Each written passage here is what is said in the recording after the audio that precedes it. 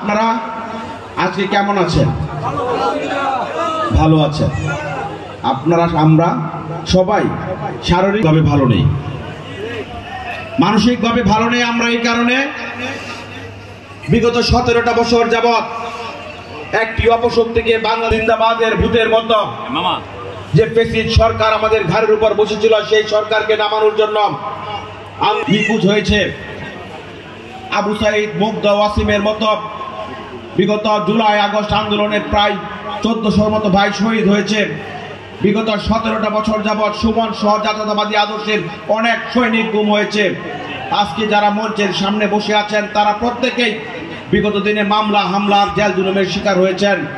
আপনারা যারা আমার সামনে ছিলেন তাদের হয়তো ব্যবসা বাণিজ্য নষ্ট হয়েছে, কারো জমি দখল করে নিয়েছে, কিংবা শেখ হাসিনা সরকারের পেটোয়া পুলিশ বাহিনী আপনাদেরকে ঘরে থাকতে দেয় নাই।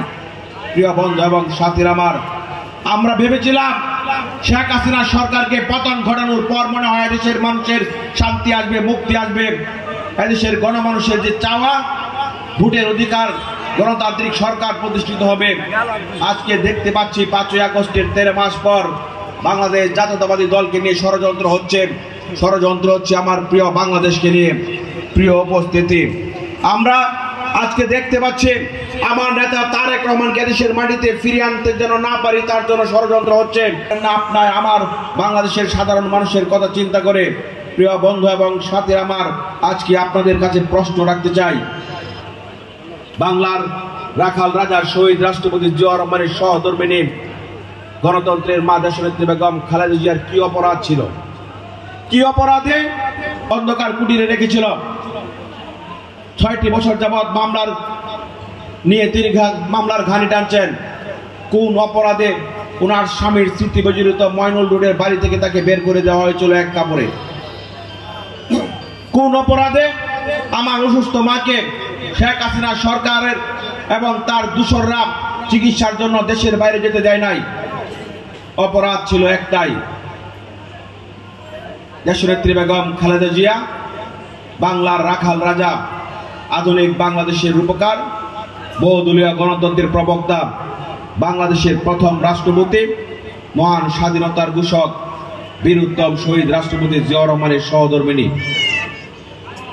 বেগম খালেদা জিয়ার অপরাধ দেশীয় এবং আন্তর্জাতিক ষড়যন্ত্রের মধ্য দিয়ে আমার নেতাকে শহীদ করার পর বাংলাদেশের গণমানুষের মুক্তির সনদ শহীদ রাষ্ট্রপতি জিয়াউর রহমান যে 19 দফা ঘোষণা করেছিলেন, সেই 19 দফাকে বাস্তবায়ন করার জন্য কাজ করে যাচ্ছেন। দেশনেত্রী বেগম খালেদা জিয়ার অপরাধ ছিল তিনি কোনো স্বৈরাচারের সাথে আপোষ করেন নাই। দেশনেত্রী বেগম খালেদা জিয়ার অপরাধ ছিল তিনি কোনো অপশক্তি আর দুঃশাসনের কাছে মাথা নত করেন নাই।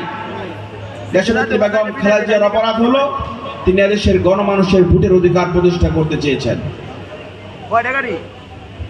আজকে কি আমরা হরফ করে বলতে পারি যে গণমানুষের ভোটের অধিকার প্রতিষ্ঠা হয়েছে? না, গণমানুষের ভোটের অধিকার প্রতিষ্ঠা হয় নাই। গতকালকে কিংবা আজকে আমি ফেসবুকের কল্যাণে দেখতে পেলাম জামাতের মহানগরের আমির সাবেক শিবির সভাপতি ডাক্তার শফিকুল ইসলাম মাসুদ সাংবাদিক সম্মেলন করছেন। ওনার ডান পাশে এনসিপি নেতা হাসনাত আব্দুল্লাহ, বাম পাশে চিত্রশিল্পী কি যেন নামে একবার নিখোঁজ হয়ে গিয়েছিল, তাদেরকে নিয়ে একটি সাংবাদিক সম্মেলন করছেন। সেই সাংবাদিক সম্মেলনে বলছেন, ঢাকা বিশ্ববিদ্যালয়ের মতো ছোট্ট একটা জায়গায় যদি নির্বাচনের ফলাফল দিতে পরের দিন সকাল 8টা বাজে, তাহলে বাংলাদেশের 300 আসনে ইন্টারিম সরকার কেমন করে নির্বাচন করবে? প্রিয় বন্ধু এবং সাথীরা আমার, দিনের আলোর মতো স্পষ্ট হয়ে যাচ্ছে ডাকসুর নির্বাচন নিয়ে তাদের ষড়যন্ত্রের কথা। ডাকসুর নির্বাচনকে সামনে নিয়ে তারা বুঝাতে চাচ্ছে দেশের আইন শৃঙ্খলা পরিবেশ এবং বর্তমান সরকার অক্ষম জাতীয় সংসদ নির্বাচন দেওয়ার জন্য তারা নির্বাচন পেছানোর পায়তারা করছে।